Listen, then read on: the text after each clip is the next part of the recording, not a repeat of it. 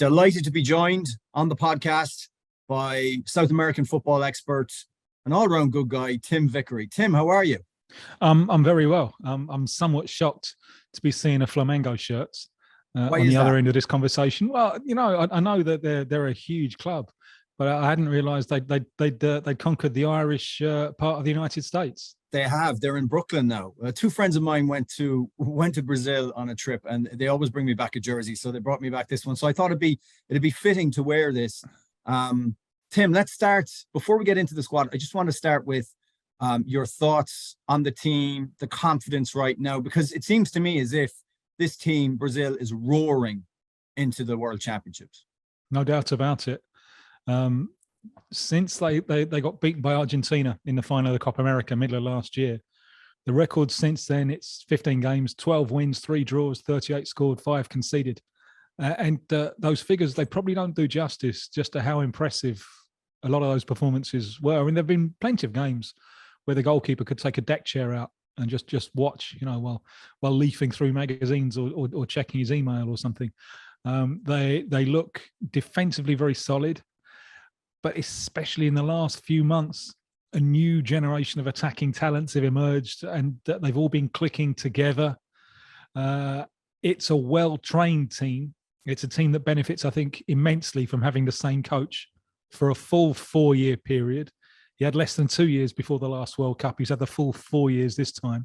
That makes a great deal of difference in a national team, because national teams are processes. You want quality and you want a process, and they've got both of those things. And confidence now is extremely high. So let's start with, I suppose, the striking area of the field, the forwards, the attack. How do you see Tite putting this together? How will this look in the group stage of the World Cup, do you think? They've changed. They've changed the balance of the team a little bit. A few months ago, I don't think they were going to play with a centre forward. And the idea then was Rafinha, then of Leeds, now of Barcelona, came into the Brazil side, and I've never seen anyone look as instantly at home. And that was a player who was an unknown to most of Brazilian football fans when he got called up. So yeah, you got him on one wing, Vinicius Jr. exploding as a global star on the other wing, and Neymar as a false 9. And that looked like being the way they were going to line up. It isn't anymore. Because Richarlison has made himself undroppable. They've decided in the end that the whole thing functions better with a penalty area presence. And Richarlison is that penalty area presence. And he's a very uncomplicated player. He's like a racehorse wearing blinkers. He only thinks about the goal. Doesn't do a great deal else, but he's got 7 goals in the last 6 games. So he has forced his way in. Now they're going to play with him as a centre forward. How they organise the rest of the team depends on a number of little variations they make. And they've got within the same basic idea of play, they've got 3 formations in their locker. One is without the centre forward, without Richarlison, although that is now the 3rd option. So the other 2 options, there is one which is ultra attacking, and there's one which is a little bit more balanced. In that more balanced one, it looks like Vinicius gets dropped, which is a big decision to take, but he's done much more for Real Madrid so far than he has for Brazil. And you play Lucas Paquetá as a kind of withdrawn left winger. So that's one. And that gives you Rafinha open, Richarlison as a centre forward, Neymar floating as a kind of false 9, linking up with Paquetá. The other, which is the ultra attacking version, is you keep Vinicius and Rafinha and Richarlison and Neymar, and you play Paquetá in place of Fred as the second man in midfield. So that really is front loading it. But there are people in that Brazil coaching staff who say that should be our formation. It's more likely, I think, that they'll use that against Serbia than against Switzerland, because they think Serbia will give them more space. Although this is a debate that's going on within the coaching staff. Do we need to front load right from the start, or do we use the 90 minutes that we've got to keep some cards on the bank and on the bench and play them later on? So they're the variations that they've got. But the idea of play is basically the same. We want the ball. And when we lose it, we want it back. This is a Brazil side that presses high more than any Brazil side, I think, has ever done in the past. And usually in the past, they've retreated back behind the line of the ball, create the space for the counterattack. This time, the basic idea of play is to press up much higher. So, Tim, this sounds like a high energy style of play. How does a 39-year-old Dani Alves fit into this? Well, probably on the bench. And I think he's going to be the reserve right back. But you mentioned their high energy, and the role of the Brazil fullback has changed. Okay.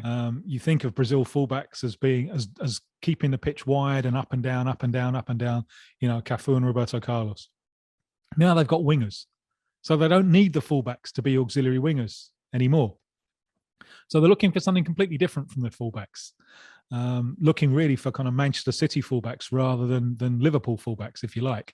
So the role of the fullback is tuck in to make the extra man in midfield, hold the defensive line, appear up front as an element of surprise. Yes, that's possible, but as an element of surprise, that I think will be more true of Alexander on the left than on the right.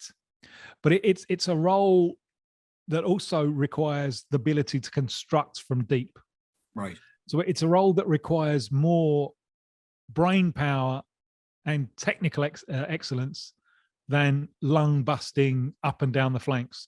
So they're serious people, the Brazil coaching staff, and they've got all the battery of figures that can justify the selection of Daniel Alves, especially as they say, you know, we can't expect him to be what he was 10 years ago. He couldn't do that role of up and down the flank. Right. But they're covering less space, using his football nous more than his lungs. There he can still be useful. But it is one thing that shows, I think, perhaps the confusion in Brazilian football in terms of the fullback role in this transition from auxiliary wingers to more footballers. The cupboard's pretty bare. They haven't got a lot of options. You know, if they didn't take Daniel Alves, they probably wouldn't have taken a second right back. They'd have relied on Éder Militão to cover that position if necessary, because there's not a lot else. And if there were other fullbacks who they rated, then Daniel Alves, even despite all of his virtues, probably wouldn't get a look in.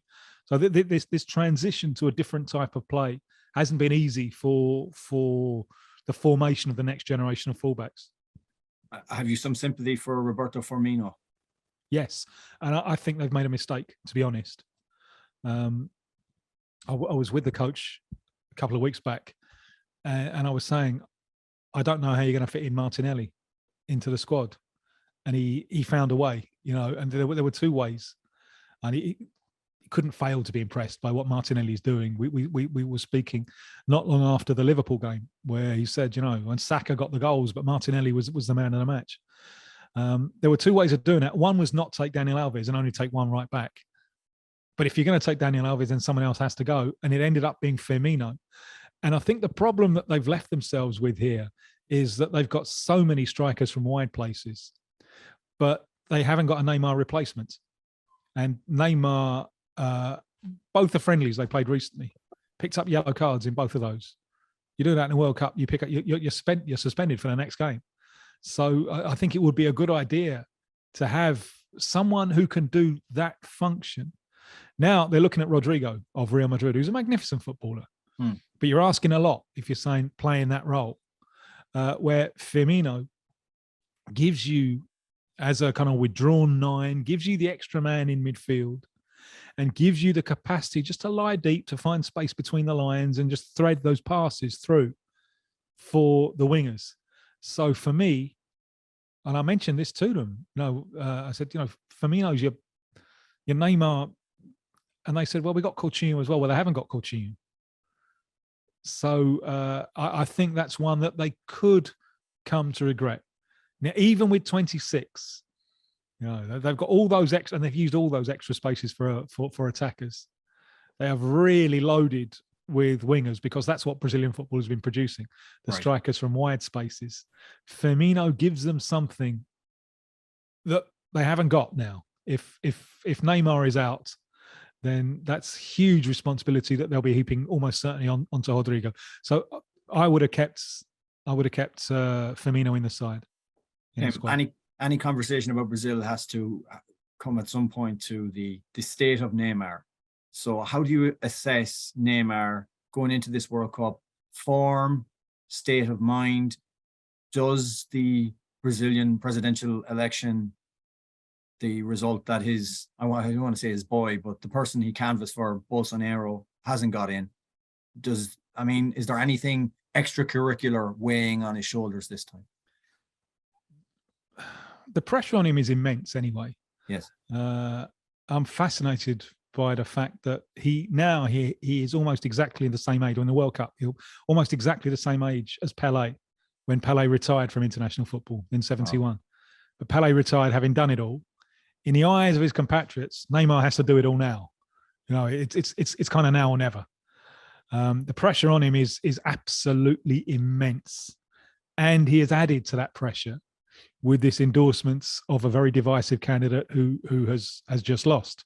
He's a divisive figure everywhere, and he's a divisive figure in Brazil, and he's made himself more of a divisive figure now. I think the people involved, I think it's democracy, support whoever you like, but once you publicly back and once you appear on live streaming videos that puts you into the terrain where you've got to be able to justify that. And remember, this is Neymar, who a couple of weeks ago in the Spanish courts said, he just signs the documents that his dad puts in front of him. I think this is unfortunate because I don't think he's got I'm not accusing him of being an idiot at all, but I just don't think he's prepared the intellectual tools to justify the political choice that he's made. Neymar, your country has 3% of the world's population and had 11% of world's COVID deaths. Can you explain this? Well, I think he might well be out of his depth, but he's chosen to put himself in that terrain, and there will be some price to pay for that. I'm hoping, maybe with exaggerated optimism, I'm hoping that the World Cup can be a healing experience for the Brazilian population. And the divisions are huge, but that's my hope. It's the biggest patriotic ritual in Brazilian society, to get people together. And the yellow shirt belongs to everyone. And we've seen pushback from the left and the centre saying, well, we want that yellow shirt as well. You far right people who are at the moment out there calling for a military coup. No, you don't own this. This belongs to us as well. So I'm hoping that can be some kind of healing thing. In terms of Neymar on the field, he benefits enormously from the timing of the tournament. He's usually better early in the first half of the season than in the second. He knows the importance. So I think he's got himself in fantastic shape. He also benefits from the explosion of Vinicius Jr. and so on. The fact that it's not all about him. There is a collective. But quite how he copes with the pressure is one of the key issues of this World Cup. As I said, in those two friendlies, he picked up yellows. And these were easy games. These were games that were all over in the first half against Ghana and Tunisia. Tunisia could have been a red. Right. He lashed out. He's going to have to put up with he's going to be targeted, because people know that you can wind him up. How is he going to respond to that? You'll remember the final of the Champions League he played with Paris Saint-Germain against Bayern. His game collapsed from the point that Bayern scored the goal, took the lead. From that point, he couldn't cope. He couldn't do the simple things right. And you were looking there at a player who hadn't been prepared sufficiently to lose. But he's had some time to assimilate that. Let's see how he copes with that. So it really is. It's one of the great storylines of the World Cup, I think. How's Neymar going to cope with all of this? Finally, Tim, we've been talking about the positives outside of Neymar. There is a lot of confidence. Brazil look like a really good unit. If you were advising the opposition how to get at Brazil, is there a weak point in this side? I think there are two. One we've touched upon, which is the emotional control, and they know this is a problem. They've got some hotheads. In that game that they lost to Argentina, tricky pitch, bad pitch. South American football where anything goes. The referee was too lenient with time wasting and so on, but too many hot hits in that Brazil side. We were wasting too much time getting involved in silly spats that only benefit the opposition. So the build-up has been almost too good. They haven't been under scoreboard pressure. How will they react under scoreboard pressure? So one thing, from the opposition's point of view, you're thinking, well, let's wind them up. Right. The other thing is, we know where the bar is, because every Brazil campaign since they won in 2002, it's ended as soon as they come up against the Western European side in the knockout stages. And that's where the bar is. Because of the pandemic and mainly because of the Nations League, there's been almost no football against European teams. And the only game they've played since the World Cup against European opposition was a visit to the Czech Republic 3 years ago. So we don't know how they're going to cope. They don't know how they're going to cope. It's something that they've trained for, but we mentioned at the start, this team presses more and better than any Brazil side of the past, I think. What happens when they come up against an opposition good enough to beat that press? Can they keep their tactical discipline and their emotional discipline? Let's say they come up against Spain, right? Who, you look at Spain, and I thought Spain were, by some distance, the best side in the Euros. You just wonder where Italy. Yeah, massacred them. You just wonder where the goals are going to come from.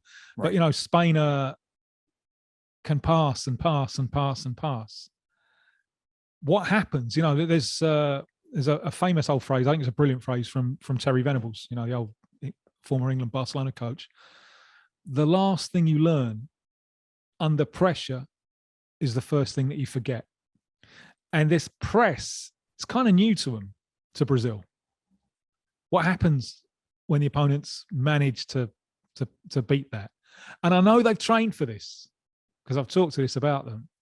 But training is one thing, and the game situation is another.